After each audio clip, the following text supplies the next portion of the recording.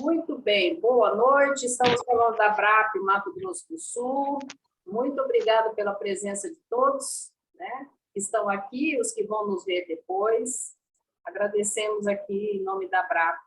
E agora eu vou compartilhar. Hoje o estudo vai estar, eu que vou facilitar. E hoje o tema é... Deixa eu ver se eu consigo abrir maior. Vê se está passando para vocês, gente. Está passando? Sim. Tá? Sim. Sim. Maravilha. Tá. Deixa eu aumentar aqui para ver vocês. Eu vou trazer mais para cá. Okay. Então, continuando com o estudo, né? Nós estamos na segunda parte, momentos de saúde e consciência. Agora é momento de consciência. Esse livro, né? E o capítulo 4 hoje, que é conflitos e consciência. Inconsciente. Os alicerces do inconsciente... Não passou, Edna. Não passou? Tá, então, Não, não. Saber que eu vou ter que deixar ele no pequeno mesmo, então. Assim acho que passa, tá? Agora sim. Os alicerces do inconsciente dormem todos os processos da evolução antropológica, né? E as aquisições psicológicas do ser em forma de experiências vividas.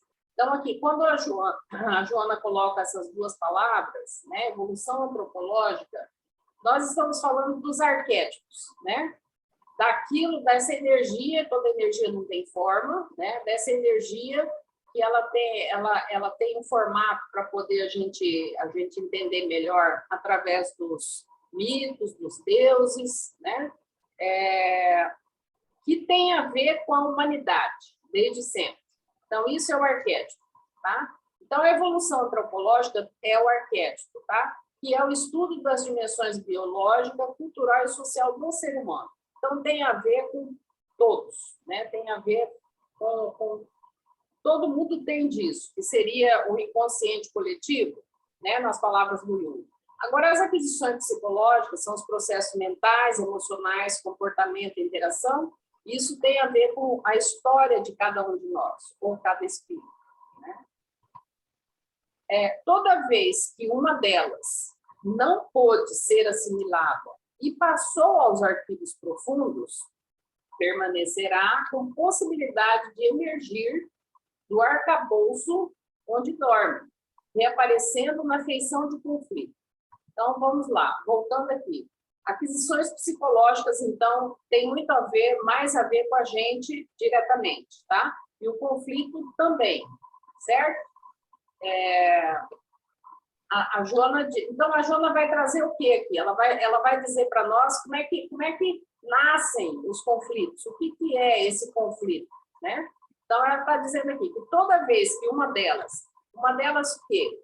Processos mentais, emocionais, comportamento, interações, tá?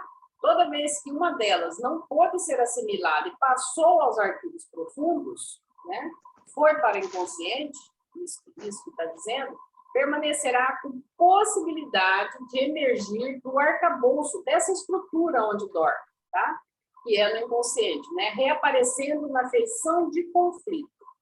Então, vamos lá, vamos ver o que ela fala mais. Comportamentos arraigados e insegurança escamoteiam-se ou escondem-se, né, nos painéis do inconsciente e remanescem no ser em forma de impulsos tormentosos, complexos perturbadores, tendendo a infelicitar a criatura que lhes experimenta a constrição. Enquanto eu estou falando, se alguém quiser comentar, perguntar, pode ir fazendo, tá? Então, a Joana, voltando aqui, a Joana diz o seguinte, comportamentos arraigados, e a gente viu comportamento na aula passada, quinta passada, né? E insegurança, né, escondem-se nos painéis do inconsciente e remanescem, né, restam, sobram no ser em forma de impulsos, que é um ato incontrolado, né? Impulsos tormentosos, complexos perturbadores, e nós vamos já ver complexo na próxima, tendendo a infelicitar a criatura que lhes experimenta a constrição, essa compressão, essa pressão. né? Então, ela está falando para nós aqui como é que funciona esse conflito, como é que ele nasce, o que rola dentro de nós, nossa estrutura psíquica, né? Para se chegar a esse nome de conflito. Eu gostei daquele, desculpa aí, gente, esse desenho que você colocou aqui me ajudou a entender, é como se a gente tivesse vários eus assim dentro da gente, né? E a gente tem. E a gente tem infinidade de eus, tá, Fátima? Olha que legal. E é por isso que eu gosto muito das imagens, né? Então, aqui ela diz que escondem-se, né, nos painéis do inconsciente esses impulsos e os complexos também perturbadores. Então, o que é complexo? É a entidade autônoma dentro da nossa psique, né? É uma reunião de imagens e ideias conglomeradas em torno de um núcleo derivado de um ou mais arquétipos. Lembra que nós falamos de arquétipo agora há pouco. E caracterizados por uma tonalidade emocional comum. Quando entram em ação, tornam-se constelados, contribuem para o comportamento e são marcados pelo afeto, quer uma pessoa esteja ou não consciente deles. É o arquiteto dos sonhos. Então, aqui, abrindo um parênteses sobre essa fonte que eu peguei aqui, né? Os nossos sonhos, a maioria deles são sonhos compensatórios, mas eles trazem para nós os complexos nossos, que estão no nosso inconsciente. Quando a gente dorme, o ego nosso, que eu vou mostrar agora mesmo, essa estrutura, né? A gente dorme, a gente está com o ego onírico, né? E aí é a hora, então, desses complexos, dessa energia, porque é toda energia, não vamos esquecer disso, tá, gente? Essa energia, ela surgir para nós, tá? Então, os pesadelos, por exemplo, eles têm muito de constelação de complexo, tá? Não só, mas tem muito. Então, aqui é uma estrutura que eu peguei, tá? Mostrando aqui. Então, aqui o si mesmo. Se a gente for levar para a dimensão, né, linguística da doutrina, a gente poderia dizer que o si mesmo é a nossa essência espiritual, tá? Seria para o Jung o self. Então, olha onde que estão os arquétipos. O A é arquétipo. Os arquétipos estão aqui. O que significa isso? Que esses arquétipos são as energias, tá? Da humanidade, são comuns a todo ser. A todo ser tem a mesma coisa, tá? Que é o inconsciente coletivo, certo? Aqui, ó. Inconsciente coletivo. Tá aqui, ó. Aí, tem o inconsciente pessoal, que é onde moram os complexos, tá? Aqui, ó. Inconsciente pessoal, que é nessa parte aqui, ó. Tá? Aí vem nesse marrom, que é isso que a gente... toda essa segunda parte desse livro vai falar dessa parte aqui, ó. Desse marronzinho aqui, que é a consciência nossa, tá? E... Por fim, o tal do ego, a gente não vê falar tanto desse ego, esse ego é só essa partezinha, mas é uma parte central, tá? Da consciência. Então, o ego não é a consciência é isso aqui tudo, né? Onde estão os complexos, né? No inconsciente pessoal, e também aqui dentro, né? O si mesmo, o self, no inconsciente coletivo, tá? Então, o ego, qual que é o papel do ego? Né? O papel fundamental do ego, tá? É fazer esse eixo, né, entre si mesmo e ego, tá? Lembrando que essa parte aqui, ó, quando os conflitos, a gente está vendo o tema de conflito, né? Essa parte aqui, ó, tá na consciência desta personalidade, tá? Dessa encarnação, por exemplo, a minha é Edna, tá? Então, é essa consciência aqui, ó, tá? Existe um ego aqui que deveria fazer, né? Se eu estou desperta para o meu processo de autoconhecimento, eu estou com esse ego sempre fazendo essa ponte aqui, ó, tá? Então, quando a pessoa entra num conflito, tá? e ela se perde nele, ela deixa de... Esse ego não faz essa ponte aqui, ó, tá? E esse si mesmo aqui, isso eu vou falar agora da minha interpretação, minha pessoal, tá? Aqui, segundo a minha interpretação, é bem pessoal, aqui é que nós somos imagem e semelhança de Deus. Na minha interpretação pessoal, tá? Eu tenho uma dúvida. Essa consciência e esse pedaço do ego nesse esquema que você colocou aí, é sempre nessa proporção em qualquer espírito, em qualquer pessoa, espírito encarnado, ou o tamanho desse ego pode variar em relação ao tamanho da consciência? Olha, segundo a teoria que nós estudamos, é sempre assim para todo mundo, tá? Agora, eu não posso responder com fundamentação transpessoal, Fátima, tá? Esse eu não posso. Eu não sei a história do espírito, quando ele não está encarnado, como é que é isso, tá? Isso aqui é o que é a teoria, vamos dizer assim, aqui da materialidade, da personalidade, tá certo? Ok? O Júlio está querendo falar. Fátima, ok para você? Sim. Tá, Deu fala, uma Júlio. variada. Tá sem som, Júlio. Liga aí o som. Deixa eu perguntar o seguinte. Considerando que, pelo esquema que foi apresentado, o ego é uma parte da consciência, a gente poderia considerar que na consciência podem existir mais de um ego, ou mais de um tipo de ego? Não, o ego é o centro da consciência, ele que faz essa ponte aqui, ó. Sim, pois é, mas considerando que a consciência ela é abrangente, ela tem uma, vamos dizer assim, uma condição mais ampla, né? E esse ego apontado aí, ele representa o centro dessa consciência. Isso pode ser maleável, variável e estar em outro ponto que não aquele apontado, ou seja, pode se apresentar de forma diferente, e aí você teria assim uma possível personalidade diferente dentro de uma mesma oportunidade. Você está falando dois egos porque a pessoa tem dupla personalidade, é isso? Isso. Não seria não, tá, Júlio? Posso falar alguma coisa? Eu não sei, assim, se a gente trouxer esse entendimento desse esquema do Jung talvez para a doutrina, o que a gente poderia dizer que este ego, cada encarnação é um ego diferente. Não é, Edna? Então, assim, em cada encarnação, a gente desenvolve um ego novo. Isso. Quando eu desencarno, esse ego morre.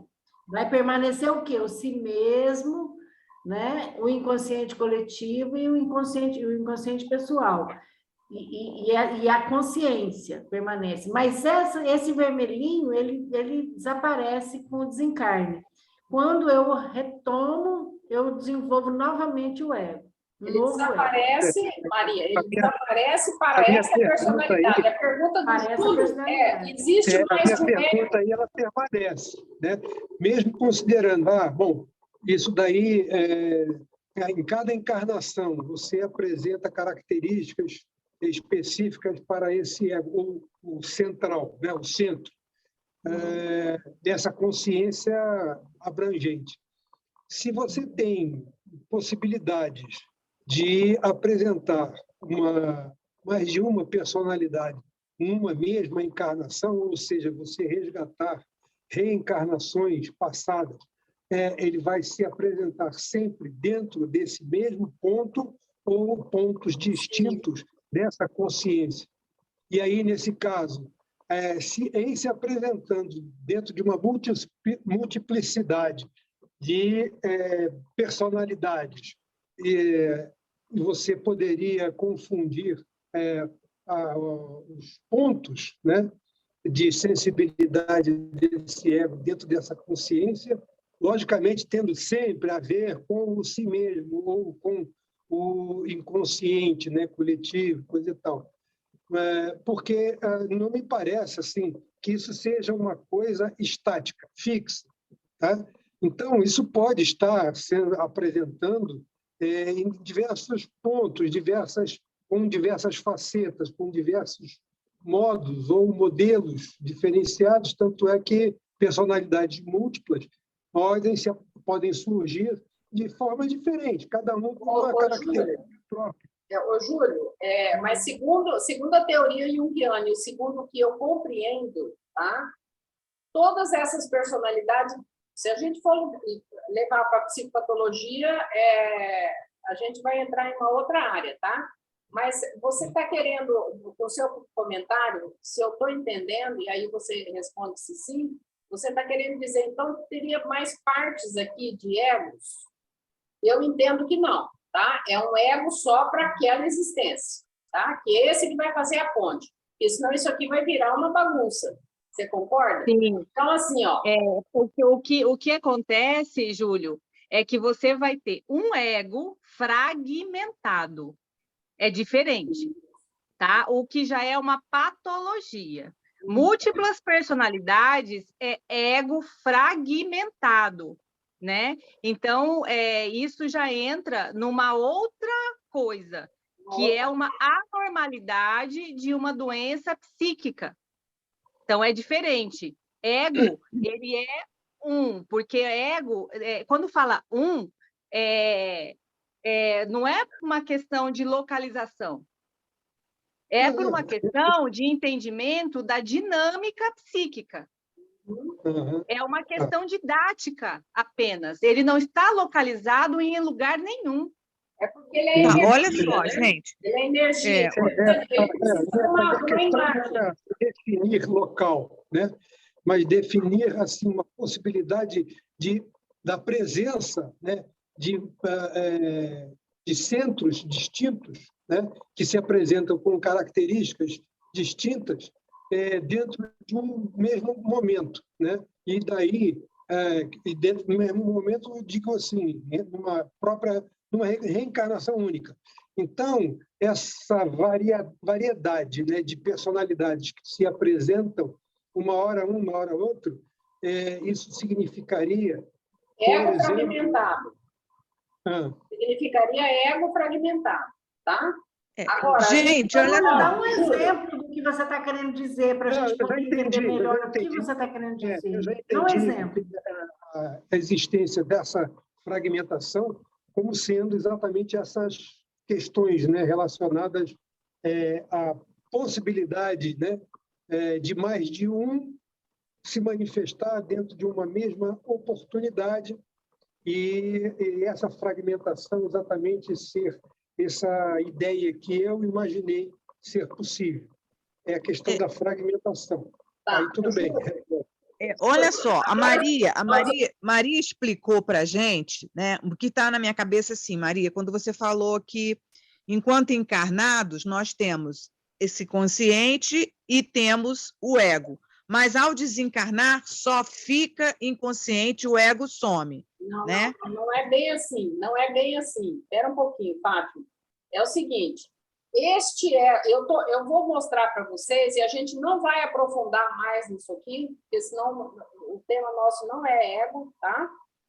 Isso aqui é de uma personalidade encarnada, ok? Tá como uma encarnada. A desencarnou é outra coisa, vamos ver depois, tá? Por exemplo, é isso que me confundiu, porque como a gente está estudando... Fátima, só um pouquinho. Nos sonhos, não é este ego em vigília, é o ego onírico, ok? Então, assim, o desencarnado nós não vamos entrar aqui, tá? Isso aqui é um esquema para a personalidade encarnada em vigília, vamos falar assim. Tá certo? Tá. Assim ficou mais claro, porque eu já estava linkando com o estudo que a gente está fazendo do Memórias de um Suicida, onde os personagens lá estão sendo tratados. E então, quando eles estão vamos sendo esquecer, tratados, vamos eles esquecer, são... vamos esquecer do desencarnado e vamos ficar com Tá esse bom, esquema, tá? tá Para o certo, tá, encarnado em vigília, ponto, tá certo? ok. Senão vai confundir tudo e a gente vai sair do tema de hoje. Tá bom, Tá tá. certo? Então tá.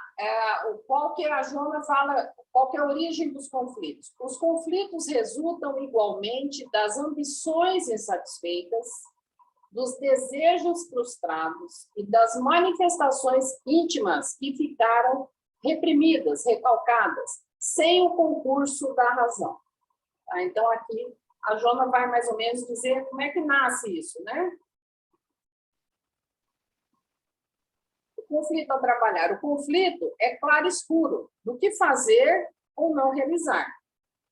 Que é bem isso, né? O conflito é esse meio termo. Faço isso, não faço isso, eu estou sentindo isso, não, mas é aquilo, eu não sei para onde eu vou. Quando eu estou em conflito, eu estou em desequilíbrio, né?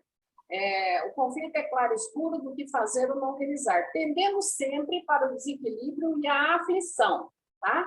Então, aqui, lembrando o esquema, aqui, ó, é no momento que a pessoa está aqui só, tá? Ela não faz essa ponte, tá? Eu trouxe esse esquema para mostrar exatamente isso, tá? Não digerido, tá? O conflito transforma-se em expressão emocional de desajuste, somatizando distonias orgânicas que abrem espaço para a instalação de várias doenças. E o que é distonia, né? Perturbação orgânica, perturbação das funções do aparelho circulatório ou do digestivo, ou ambos, tá? Frequentemente de origem psíquica, tá? Então, o conflito, ele não trabalhado, né? Por isso que eu pus ali, conflito a trabalhar. Ele não trabalhado, ele gera inclusive doenças orgânicas, tá? Somatização, conforme a Joana fala.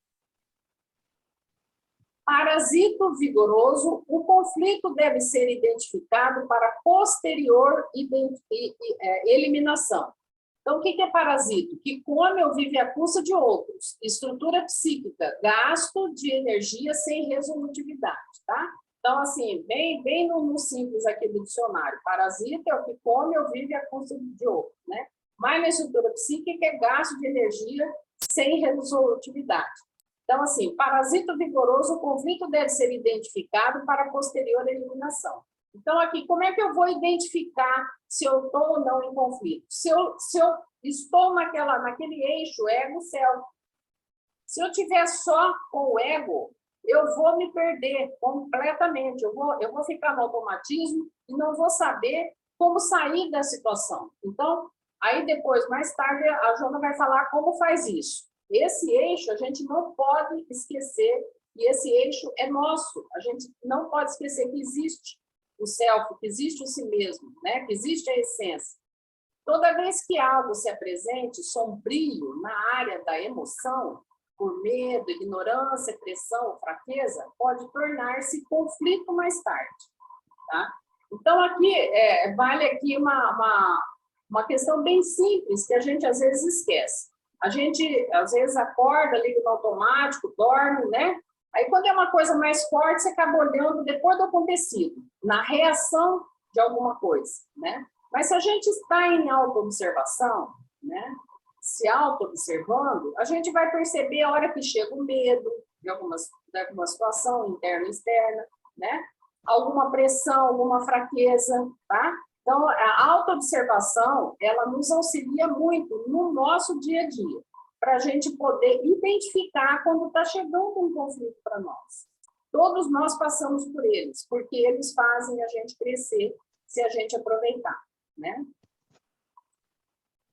Heranças do primarismo. O ser humano, libertando-se das heranças do primarismo, que é de onde nós viemos, né, gente? Lembrando lá do processo arquetípico, estagia na fronteira dos actos instintivos. Então, a gente sai do primarismo e dá a pedra lá, vai para os actos instintivos e depois do discernimento, né? Do que lhe é factível. Então, o discernimento é a capacidade de avaliar as coisas com bom senso e clareza, né? E o factível é que pode acontecer ou ser feito, é isso que é factível, tá? Então, aqui ela vai dizendo assim, nós temos essas heranças. Isso aqui é o ser humano como um todo, isso que a gente diz que é arquetípico, tá? Tudo que é comum a todo ser humano é arquetípico, tá? Então, a gente tem essas heranças, todos nós temos. Fenômenos automáticos. Adaptado aos fenômenos automáticos, nem sempre dispõe de forças morais para superar a limitação, de onde nascem as incertezas e dúvidas que se transformam em complexos conflitos emocionais. As forças morais seriam o discernimento íntimo do certo e errado, etc. Tá? Só para facilitar. Então, assim, se nós não temos ainda em nós essas forças morais, e aqui eu vou dizer uma coisa, a religião, as filosofias espiritualistas, elas nos ajudam muito a gente entrar em contato com essas forças que nós já temos, né? Que são as forças morais. A religião também faz o papel de contenção? Faz. Pode ser para o bom, pode ser para o mal, mas faz também. Mas ela nos auxilia, sim. A religião é uma das ferramentas, né, para a nossa existência, que nos auxiliam a que a gente entre em contato com essas forças que nós já temos, tá? Então, assim, se a gente conseguir essas forças, conforme a Joana fala, vai ser menos automático, mais discernido, né? Então, os conflitos, a tendência deles eles virem, a gente observar isso tudo, tirar o sofre com o sofrimento sempre, né, gente? Não tem como. Um conflito não tem como dizer que ele é saudável. Ele é sofrido, né? Só que a gente pode tirar dele lições e sair dele mais rápido. Desafio constante. A existência humana é um constante desafio. A Denise estava comentando exatamente isso antes da gente começar. Todo desafio propõe esforço para a luta. Quando o ser recua num tentame, eis que perde a oportunidade de afirmar os seus valores, a prejuízo do crescimento pessoal.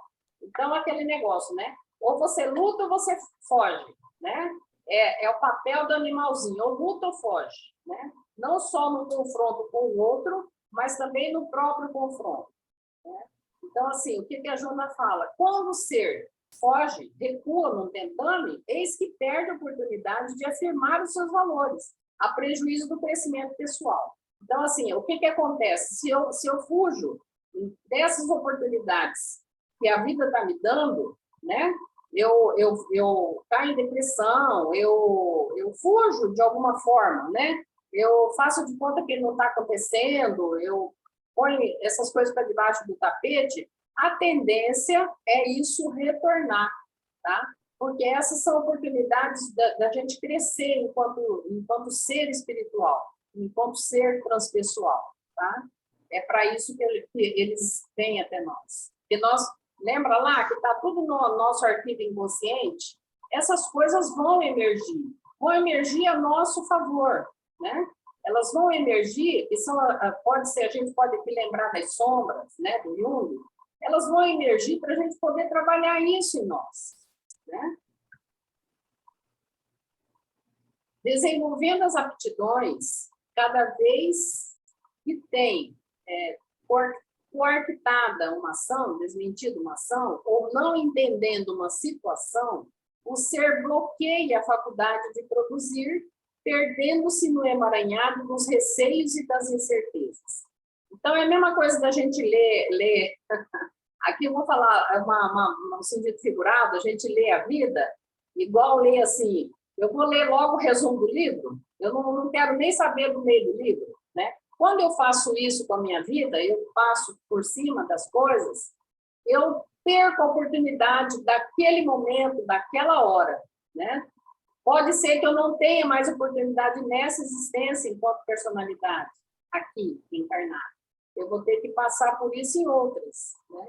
Então, assim, gente, é muito profundo, né, esse estudo aqui sobre conflito, sabe? Assim, mexeu muito comigo, eu tenho que dizer isso aí, mexeu muito comigo essa preparação desse estudo, sabe? Aprimoramento interior. Cabe-lhe, portanto, logicar, né? Discernir para agir, medir as possibilidades e produzir, trabalhando pelo aprimoramento interior, que responde pela harmonia psicofísica do seu processo evolutivo. Então, o psíquico, né, e o físico, eles estão juntos, eles estão em nós, né, em cada um de nós, com essa oportunidade desse aprimoramento interno. Nós não podemos perder a oportunidade, não devemos, né? Não deveríamos perder a oportunidade, tá? Então, o que ela está falando aqui? Logicar, discernir para agir. Quer dizer, eu preciso identificar, eu preciso dar nome para essas coisas que estão acontecendo naquele momento na minha vida, né? Para eu poder aproveitar este processo. A consciência alarga os horizontes do pensamento. Está lembrando lá, né? Daquele marrom lá, né? Alarga os horizontes do pensamento, facultando a saúde real, que se expressa como equilíbrio perante o cosmos. Sendo a criatura um cosmo em miniatura, é regida pelas mesmas leis do grande universo. Olha que perfeição que nós somos, gente. Olha que perfeição, nós somos um cosmo em miniatura. Então, todos nós, né? Aqueles que estão com baixa estima, que ouçam isso, cada um de nós somos um cosmo em miniatura, né? Regida pelas mesmas leis do grande universo. Desse perfeito entrosamento entre os pequenos e o grande foco, surge a harmonia, que é a sua mais nobre manifestação. Agora, aqui a gente vai lembrar daquela figura, daquele esquema, né? Da ponte, né? Essa ponte, ego, self, né? Ela deve estar sempre em contato, né? Quando eu esqueço disso, eu me desespero, né? Eu me entristeço e eu adoeço. Efeitos da nossa evolução. Os fenômenos conflitivos que se manifestam na conduta e na emoção da criatura são efeitos do estágio em que se encontra o espírito reencarnado.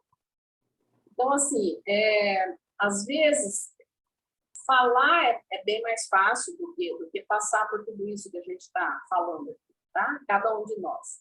Mas tem pessoas que vão ter mais facilidade ou menos facilidade para poder seguir essa orientação da Joana de Ângeles na questão dos conflitos, né? Por quê? Porque vai depender do estágio de cada espírito, né? O organismo amoldando-se aos sutis equipamentos espirituais. Olha que coisa linda. O organismo amoldando-se aos sutis equipamentos espirituais reflete a necessidade de progresso que o caracteriza, impelindo a incessante transformação intelecto-moral, sua meta, sua busca. É muito bonito isso, né, Edna? É muito bonito. Isso me lembra um espírito que pede para reencarnar com limitações motoras e físicas, né? E a gente vê como é que ele supera, né? Ele consegue superar tudo isso, né? Uhum. Ademais, em face da historiografia do seu passado, o ser ainda padece conflitos que lhe são sugeridos e transmitidos por sequazes ou vítimas espirituais de jornadas transatas, popular obsessores, eu pus aí, tá? Que a morte não aniquilou. Então, além da nossa facilidade ou dificuldade em lidar com os nossos processos internos, nós temos também o externo, né? Que a Joana traz aqui, sobre esses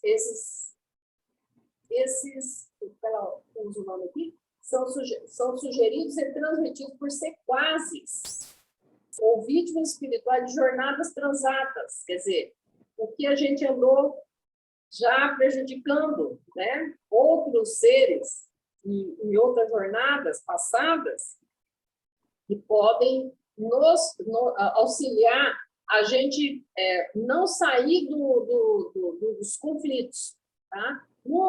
Dentro da doutrina, né, a gente entende como é que é essa ação, né, do obsessor. Tá? E essa parte aqui, a Joana está dizendo isso aí. Quer dizer, ademais, em face da nossa história, né, do nosso passado, conforme tudo que nós já fomos e fizemos aos outros, né, a nós também, né, claro, nunca é separado, tem esses espíritos que também auxiliam a gente caminhar pouco, tá?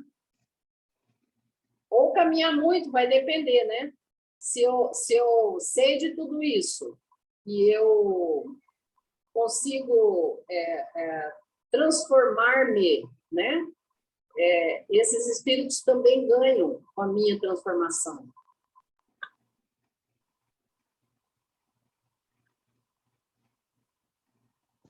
Agora, Allan Kardec, diante da palpitante e frequente manifestação dos conflitos nas vidas humanas, Allan Kardec solicitou esclarecimentos aos nomes tutelares, aos nomes protetores, né? Conforme se lê na pergunta 361 do Livro dos Espíritos. Essa fonte está no subitem Faculdades Morais e Intelectuais, tá? Entre a pergunta 361 a 366, capítulo 9, Intervenção dos Espíritos no Mundo Corporal. Qual a origem das qualidades morais, boas ou más, do homem? E eles redarguiram, né, responderam. São as do espírito nele encarnado. Quanto mais puro é esse espírito, tanto mais propenso ao bem é o homem. O que equivale a dizer que sem conflitos. Né? Por quê? Porque já vieram muitas encarnações onde essas crises, esses conflitos foram bem trabalhados, né? Então, esses espíritos eles vão amadurecendo espiritualmente falando, ou psicologicamente falando, que eu acho que é sinônimo, tá? E eles, então, vão reencarnando, de repente, até já no papel só de missionário, né? Ou quase todo de missionário, e eles já vão ter muitos poucos conflitos para lidar, porque já lidaram em encarnações passadas. A superação dos conflitos. Desse modo, que tem jeito aqui, tá? A Joana de Ângeles sempre dá um jeito, né? Desse modo, a superação dos conflitos se dará mediante um esforço ingente, né? Um esforço enorme, né? Desmedido mesmo, oferecido pelo ser em evolução, que se deixe planificar, que se deixe completar. Não foi aqui que ela falou, não, mas aqui eu já estou terminando, a gente pode lembrar aqui, esse esforço que ela fala ingente, a gente sabe, né? Oração, meditação, o que mais? Oração. Prática, né? Oi? Prática, caridade, a prática. Prática, né? caridade, exatamente. É aquilo tudo que está lá no Evangelho, né? Caridade, né? Oração, meditação, isso tudo nos auxilia nesses momentos de dificuldade, né? Por isso que ela fala esforço ingente aqui, tá? E aqui a gente... Que se deixe planificar, ou seja, que queira fazer o processo de planificação, né? Assim, ter a vontade do ser aí. Né? Exatamente. Né? Quando aqui o Livro dos Espíritos diz aqui, né? Qual a origem das qualidades morais boas ou más do homem? Diz que é do espírito encarnado. Quanto mais puro é esse espírito, tanto mais propenso ao bem é o homem. O que equivale a dizer sem conflitos, né? Então, aqui é disso que está falando, né? Esse ser, ele já se completou ou está em fase de completude, né? Porque exigiu desse espírito um esforço ingente, né? No sentido de saber dos seus bichos, eu não sei se pode dizer esse nome dos bichos, tem bicho bonzinho também, né? Então, assim, saber das questões mesmo, né, que a gente precisa trabalhar. Então, assim, olhando por esse olhar de Joana de Ângeles nessa questão aqui, a gente vai entender que o conflito, que a gente pode trazer como sinônimo a crise, né, é sempre no sentido do crescimento nosso, né? É estranho, esquisito falar isso, né? Mas Mas precisa ter, né, a crise para poder, precisa ter a crise para que o conflito, né, para que venha à tona e venha para a consciência, né? Exatamente, que venha para a consciência. Isso tudo, segundo a Joana fala bem no início, né? Isso tudo está lá fazendo a fervura lá no inconsciente, né? Então, uma hora isso vem à tona. Vem para onde? À tona para quê? Para onde? Para a consciência, né? E aí a gente tem que saber, nesse momento, né, o que está acontecendo com a gente. Então, por isso que eu trouxe esse esquema aqui, tá? E aí vamos dizer que é um esquema só do espírito encarnado acordado, para não dar confusão. Então, é isso, gente. O que eu trouxe é isso aqui. Muito legal.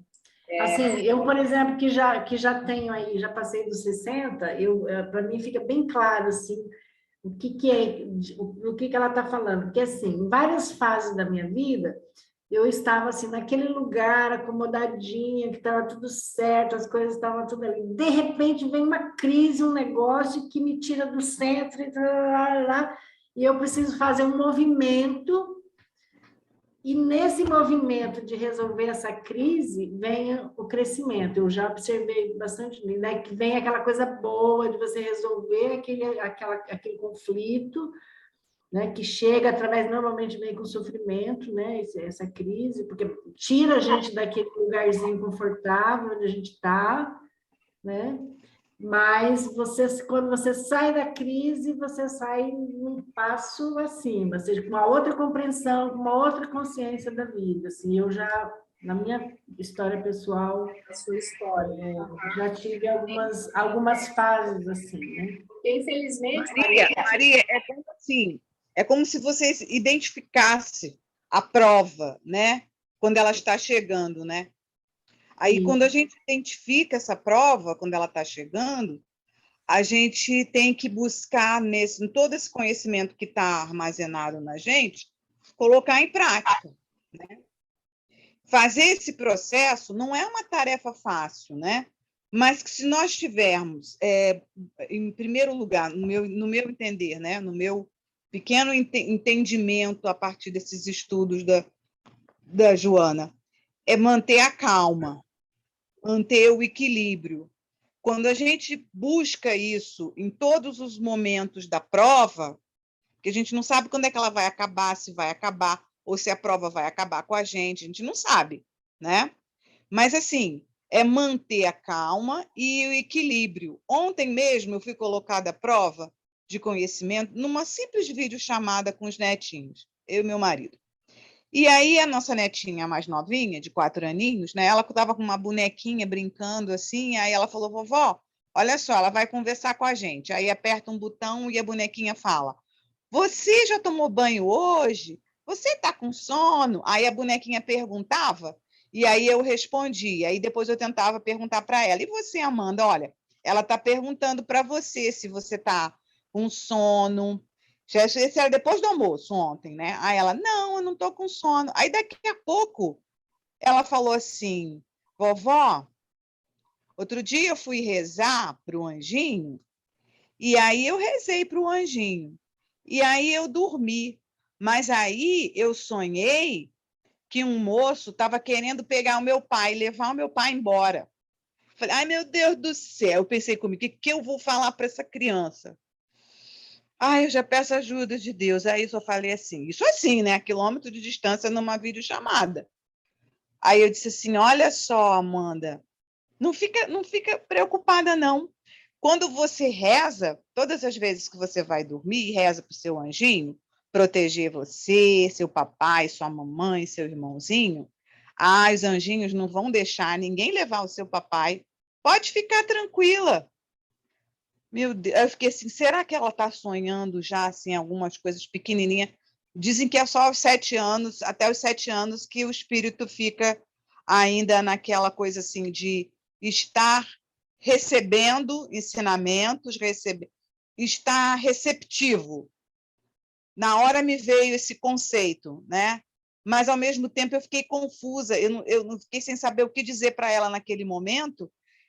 O primeiro pensamento que veio, eu desprezei, porque eu achei, eu não posso dizer para ela assim, ai, mas como é que foi esse sonho, sabe? Eu queria que saber mais.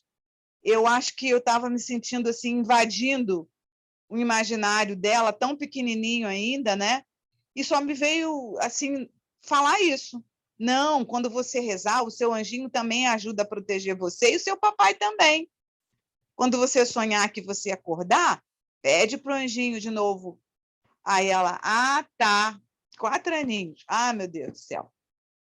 É complicado, né? Se começar a perguntar para a vovó essas coisas assim, não sei se eu vou estar preparada para dialogar com ela assim, não sei. Tem que pedir ajuda. Então é isso, gente. Esse momento agora é da gente trocar, né? Cada um, se quiser, quem quiser, né, pode falar como é que chegou essa informação, né? Do tema conflito, consciência, né? Como é que isso chegou para cada um, né? Eu, assim, durante a preparação disso, muitas coisas eu passei, assim, sabe? Eu achei bastante profundo esse capítulo, sabe? Então, assim, mexeu bastante comigo. No sentido positivo, claro, né?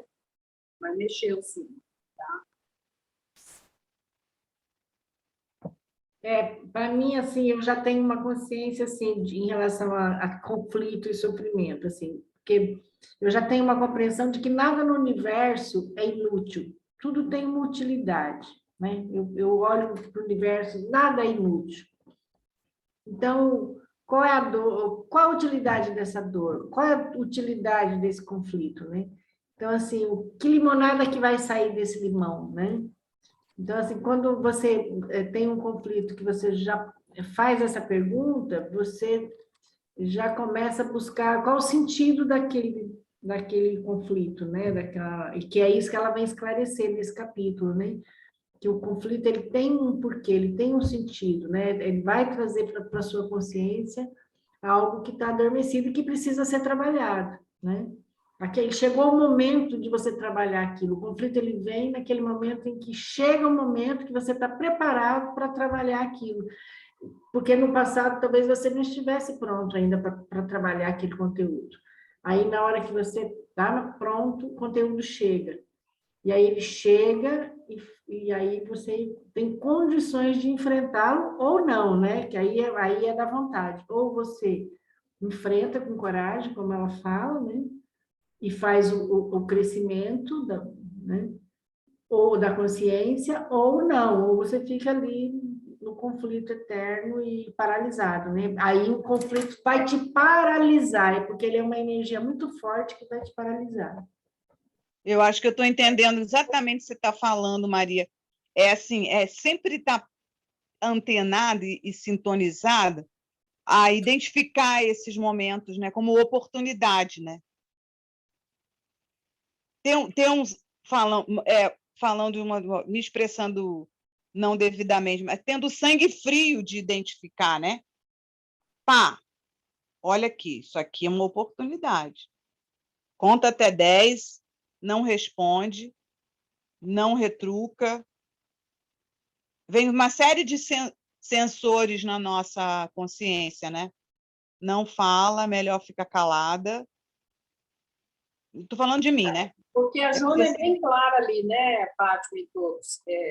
A gente pode enfrentar isso, que é o luta, né, lutar, ou fugir. A gente também faz isso, né? Mas aí a roda roda, né? Aquela roda vai rodar e ela vai retornar naquele tipo de conteúdo. Então, vai retornar de novo aquela natureza daquele conteúdo para que a gente possa revisitar e resolver. Enquanto nós não resolvermos, essa roda roda e vai retornar naquele lugar, né? Olha, eu estou lendo um livro maravilhoso que foi sugerido numa palestra naquela Rádio Boa Nova, numa reprise de um programa. Eu anotei o nome do livro e comprei. Gente, o livro é simplesmente maravilhoso. É A Coragem de Ser Imperfeito. da Brené Brown. Não sei se alguém conhece. É uma autora, ela não fala de espiritismo, ela é uma pesquisadora, uma doutora em sociologia e serviço social, americana. Mas, olha, eu estou encantada com o livro, estou apaixonada pelo livro, porque ele não fala nenhum momento de doutrina espírita e é da primeira à última palavra do livro antenar com os postulados da doutrina, porque ensina a gente a identificar. É Joana pura. Você vê que coisa maravilhosa, porque ela ensina a gente a nos identificarmos com as nossas fraquezas, identificar a fraqueza e dizer assim para mim mesmo, ué, mas eu sou imperfeita, eu não sou perfeita. Isso vem povoando muito o movimento espírita, né?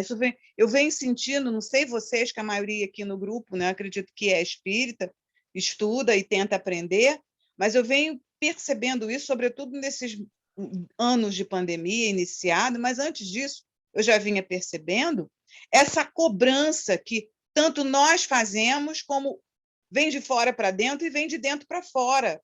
Ah, porque eu sou espírita, eu tenho que ser perfeita? Claro que não. Eu estou em processo, né?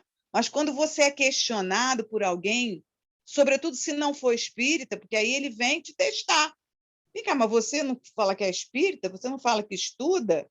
Você não fala... Como é que você está agindo assim? Como é que você está pensando assim? Vai desistir? Vai fazer o quê? Aí é um teste. É como a Maria acabou de falar.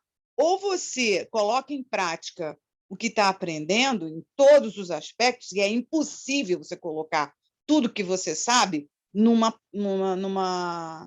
desafio que alguém te traz de fora para dentro. Mas, para mim, já está sendo um bom começo me calar. Nossa Senhora, se eu conseguir ficar calada só pensando no que a pessoa me perguntou e eu não sei responder, já está de bom tamanho. Que aí você vai entendendo que você não sabe tudo. Como é que você vai praticar tudo que você sabe? Se não dá, numa encarnação só, não é possível. E esse assim, um teste bastante forte para os professores, porque os professores são acostumados a ser questionados pelos alunos, né? Então, assim, eu tenho que ter resposta para tudo, né? E não é bem isso, né, na vida da gente. Né? Eu acho que eu já falei aqui, acho que com vocês, é mais difícil ainda. Olha, já falei que para vocês, as primeiras vezes que eu era questionada, né, eu desabava. Eu dava vontade de sair, e vou embora para casa, e não voltar nunca mais, né? Porque eu me sentia como professora infalível, né? Uma pessoa que tinha que dar resposta para tudo no momento certo. Mas quando a gente encontra alunos que são superiores, assim, espíritos extremamente superiores a nós, se a gente não estiver preparada, a gente chuta o balde, bota o pé na jaca e desiste, né? Porque ao longo de toda uma carreira docente, você vai encontrar com inúmeros espíritos assim que te questionam. Mas não é assim não, professora. Não pode ser assim. Crianças, né? Aí você vai entender à luz da doutrina que não existe crianças, existe espíritos e que estão ali a todo tempo te questionando, te colocando à prova. Enfim. Vamos ouvir aí, galera. Thelma, você tem alguma coisa a contribuir, Thelma? Sim, eu acho assim que, como a Maria falou, né, existem momentos e momentos. E nem sempre esse conflito é identificado, né? Às vezes você é levado, é compelido àquela situação e você não tem essa consciência que é um conflito, né? Você acha que é coisa da vida, que às vezes você tem que se calar e nem sempre é assim, né? Às vezes o conflito requer uma reação, assim, nem tão boa, nem tão aceitável socialmente falando, né? Mas é uma vivência, é um aprendizado, né? É isso aí, Thelma. É isso mesmo. Denilce?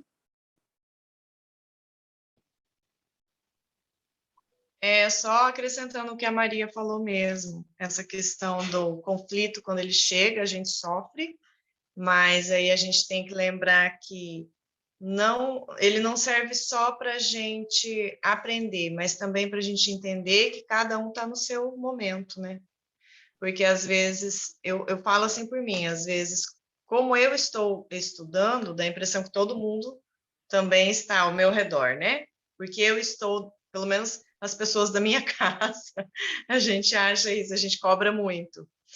Mas eu tenho que parar e rever, né? Isso, que cada um está no seu momento e que o conflito realmente ele é um aprendizado para a gente. Quando chegam essas questões assim, claro que na hora é bem difícil você parar e falar assim, ai, deixa eu ver o que é que isso está querendo me dizer. Você já quer chutar o balde logo, de ditado popular. Com Mas certeza, é por isso que a gente está estudando, né? Para a gente não fazer isso, para a gente equilibrar aí emoção e razão. É isso. E aí, Murilo, o que você tem a acrescentar para nós aí? Tem acrescentar tudo que você já viveu comigo, com o Gabriel, com as meninas, né? A dor e esse sofrimento me trouxe muita questão do evangelho, né? Principalmente assim, porque como eu sempre fui muito cético, então eu fui buscar muito na ciência. E a gente vai bebendo na ciência, e aí chega numa hora que você está num vazio, porque ele pode explicar, mas ele não consegue te consolar, te confortar. Quando eu fui para o Evangelho, e aí às vezes eu estava muito nervoso com alguma coisa, eu percebi que lá no capítulo 19 ele trazia uma fala assim: se você está nervoso, se você está bravo, se você está muito agressivo, significa que você tem uma convicção íntima que você não vai conseguir ultrapassar esse obstáculo. Então, é uma fé vacilante. E aí ele ensina como seria a fé verdadeira, né? É uma convicção íntima de que você vai ultrapassar aquele obstáculo da sua vida. E aí aquilo te acalma imediatamente. Então, diante daquele cenário, daquele conflito que você está passando ou vivenciando com alguém, né? Você tem uma calma para colocar. Mas é como a Denilson disse, cadê aquela pergunta gostosa que eu posso fazer para mim mesmo? Se essa dor não foi embora, o que ela quer me ensinar? Né? E aí veio a questão do capítulo 5 também, né? Porque ele traz muito isso, né? Bem-aventurados os aflitos, porque enquanto eu ajoelhava e orava pelas minhas filhas, né? Na cama de cada uma, durante 30 dias, porque eu não sabia onde elas estavam, eu falei assim, então o homem pode suavizar ou aumentar esse amargor das provas, né? Vai depender de como ele vai encarar a vida terrena. E aí eu falei assim, poxa, e a mesma coisa aconteceu com um paciente, né, com um cliente, ele vinha com uma insatisfação voraz e tudo mais, e tudo ele revoltava e tal. Eu falei, Evangelho, né? Você me mostrou e tem me mostrado que você tem, né, como me acalentar a alma, me acolher nessas minhas divagações, né? E aí a gente vai olhando e eu achei o capítulo 5 nessas noites que eu varei acordado, pedindo para Deus proteger minhas filhas onde quer que elas estivessem, né?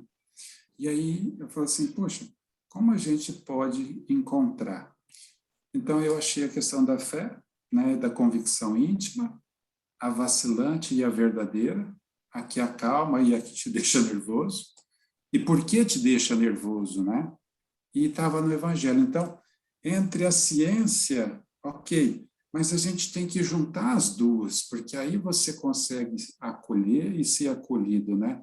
Eu gosto muito da fala, e esses dias eu ainda conversando com uma das nossas clientes voluntárias, né, aqui pela Brapa, eu falei, você sabia que a gente pede para Jesus nos orientar enquanto nós estamos atendendo vocês, porque a obra não é minha, a obra é do Cristo. Então, essa humildade, se conhecer e se libertar desse ego que alimenta essas personas, a persona do psicólogo, e ele ser equilibrado, né? Ele ser fluido também, porque às vezes, como Jesus dizia, ele falava, e sobretudo, e ele não era omisso, né? E às vezes a gente quer acolher, porque às vezes está vendo no outro algo que está em nós, né? E assim, eu tenho feito essas conjecturas aqui internamente enquanto você falava. É isso aí, Lula. É isso aí. Quer dizer, Como marca a gente, né? Fazer um link dos momentos com o Evangelho, né? então, Marcam a gente para sempre. assim como o Murilo, né? Ele encontrou uma estratégia, né? Para poder, e ele entendeu, ele discerniu, né? O que estava acontecendo, né? E encontrou uma estratégia de consolo. Ele acabou de falar, eu era cético, né? Eu fui buscar na ciência. A ciência explica tudo, mas ela não consola. Precisa de mais alguma coisa. Então, esses dois têm que andar junto mesmo. Porque na hora do conflito, e uns maiores, muito grandes, e outros menores, né? Principalmente os maiores, a gente precisa, sim, de um consolo. A gente precisa do consolo. Só a ciência não dá conta dessa alma, né? Não dá conta. É isso aí. E aí, por isso que Kardec pegou as três coisas, né? Ciência, religião e filosofia. E filosofia, né? Que é a base da... Exatamente. Base da história humana. Mais alguma contribuição, Júlio? Ou muita dúvida ainda? Depois a gente pode conversar fora daqui sobre... Está fechado o seu áudio, Júlio. Seu som está fechado. Não tem assim, muita dúvida, não. É que ali é muito mais assim, uma questão técnica, né? Da psicologia, que dentro daquele modelo que você apresentou, eu estava querendo assim, clarificar para mim como é que aquilo ali funcionava.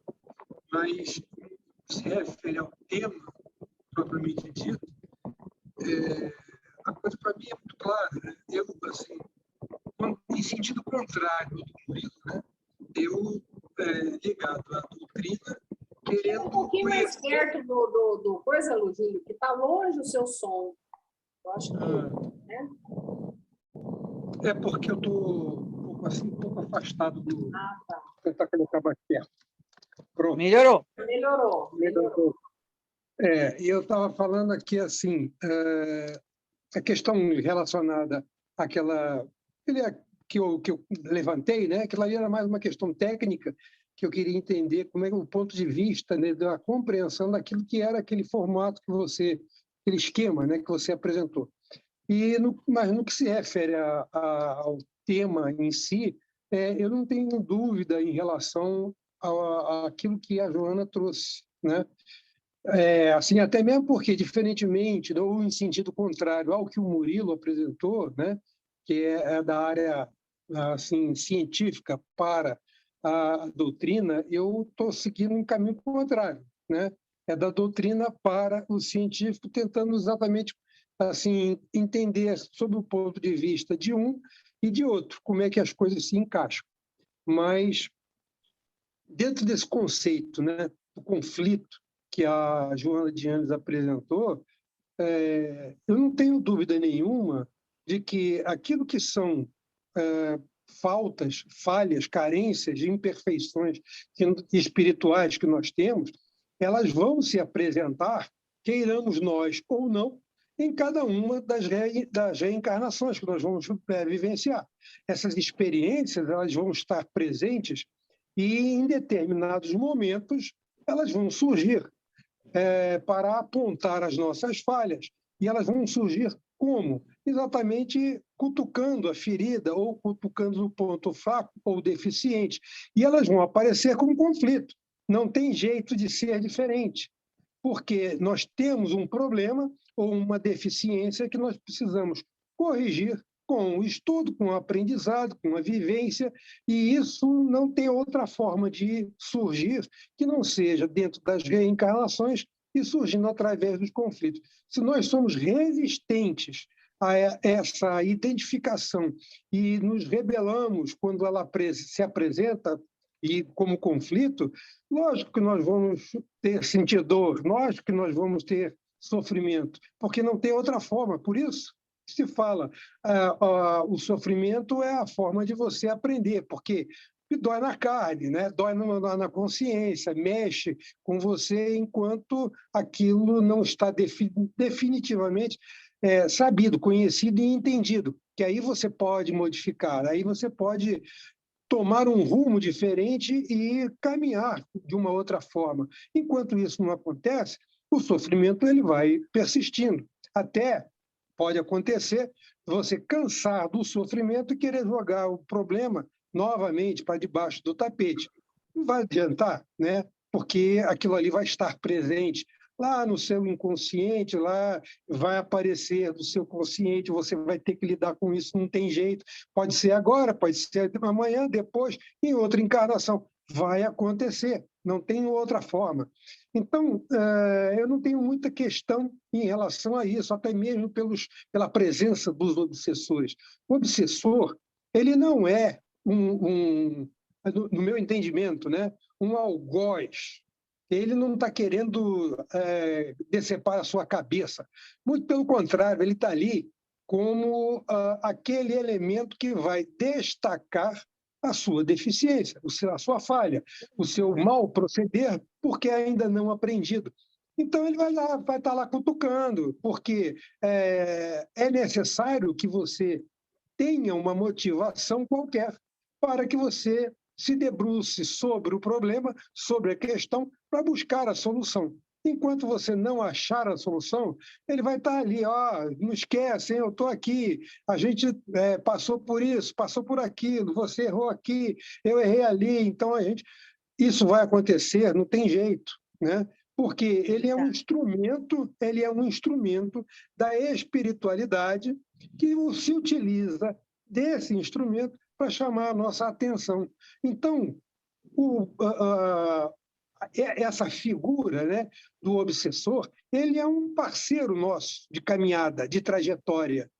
E nós precisamos estar atentos a isso, porque quando nós percebemos ou surge sob a forma de conflito, não do desentendimento qualquer, não, sob forma de conflito, isso diretamente está ligado a uma deficiência nossa. E nós precisamos estar atentos a isso para buscar os meios, as razões, os porquês, como que acontece, o que é, qual é o significado, coisa e tal, e buscar as soluções, que podem não estar nesse presente momento. Ela pode se estender nessas experiências ao longo de 1, 2 encarnações, até mais, de repente, se for uma coisa muito complexa, né? Mas é por aí.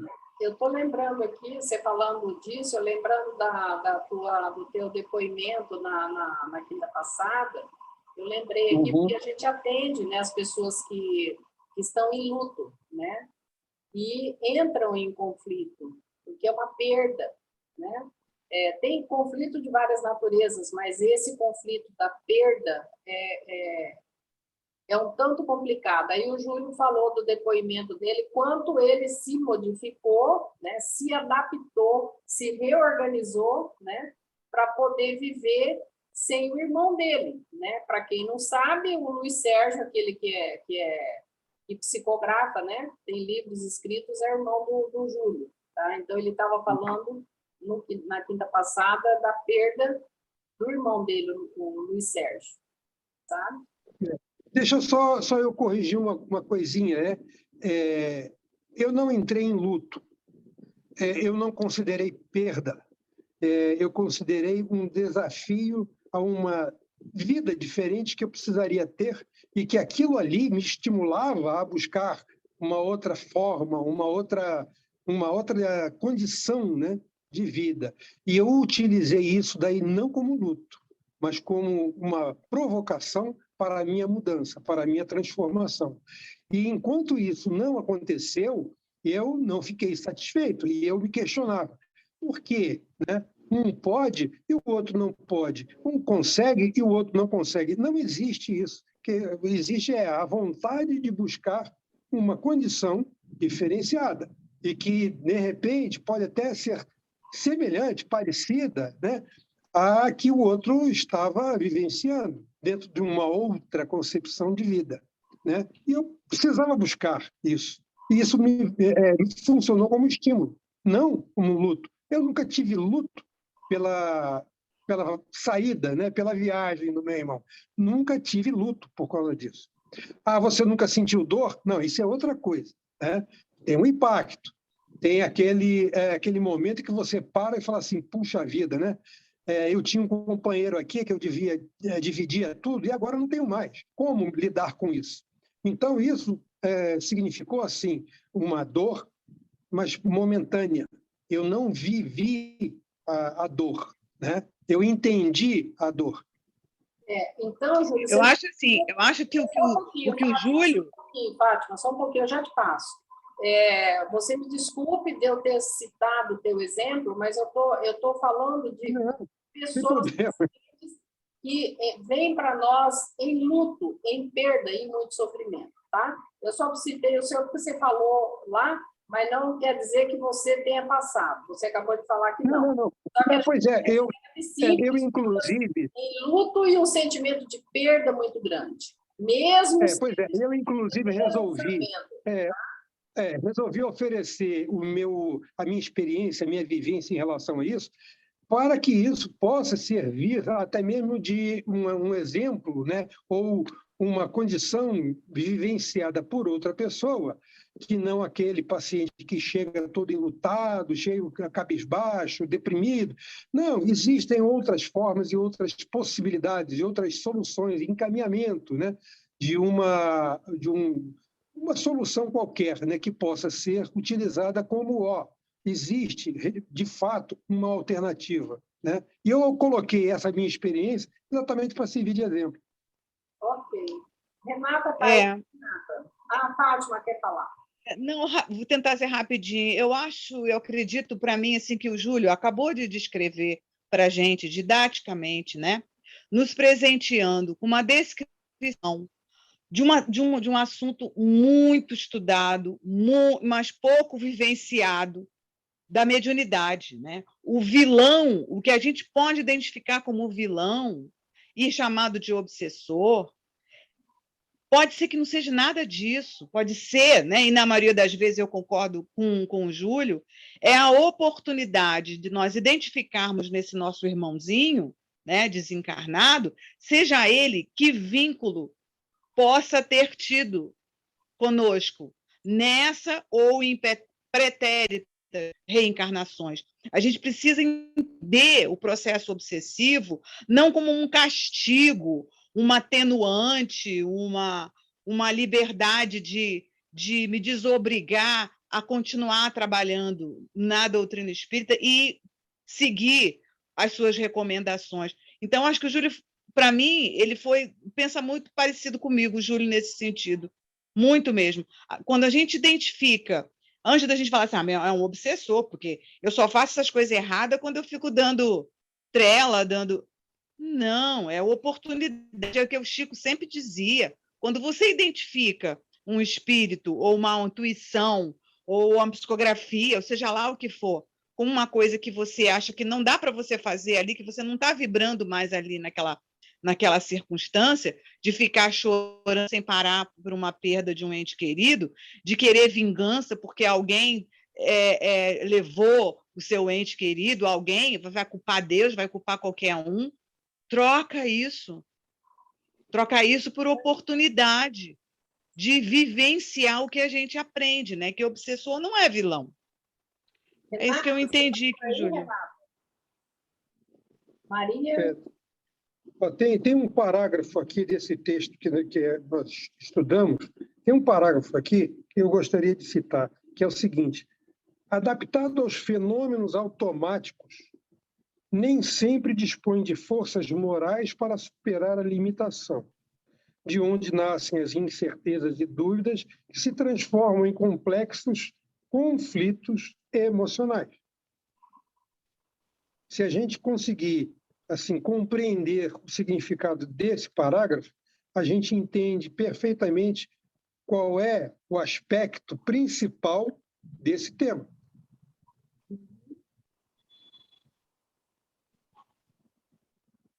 É isso aí. Mais alguma contribuição para a gente?